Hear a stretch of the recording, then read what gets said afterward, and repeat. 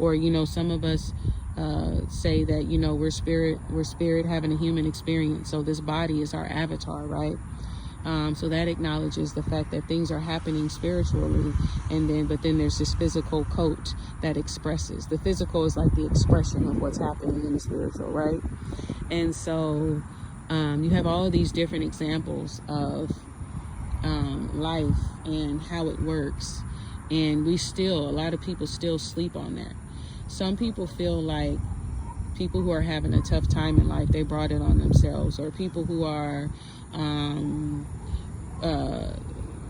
let's stick to that example. Somebody who's having a hard time, okay? It's not always because somebody planted those seeds and so now they're reaping them. It could be because they have a certain calling on their life. And so there's certain entities and forces in life that are fighting against them so that they don't get there. They're distracting them. They're giving them thoughts that they shouldn't have. Maybe this person doesn't have enough support around them to keep them from having those thoughts. So they may act on them, or they may go around certain energy that is not conducive to them reaching their higher self or fulfilling their purpose in this life. One of my greatest prayers for my children is that they fulfill their destiny. That same prayer for myself and for other people who have not experienced love, I pray that they experience that so that they can know what it is, so that they can give it, right? Because I understand what it is for people to feel a certain way and to feel a lack of something, and so you can't give that back because you're envious of other people who have it. You hate people who have it. You know what I'm saying? You want to talk about the people who have it because you don't. You want it, you don't have it.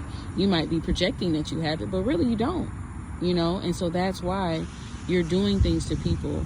And so I pray that people experience love and healing and wholeness so that they can stop hurting other people and harming other people. Because if you feel whole, what does it mean? What sense is there for you to try to hurt somebody else? I don't care how much progress you've made in your life. If you're still walking around deliberately trying to hurt people, even if it's not deliberate, it's still like, if you're constantly hurting people everywhere that you turn and you're saying it's not deliberate, that's an indication that something in you is not whole, because you're constantly running into these things where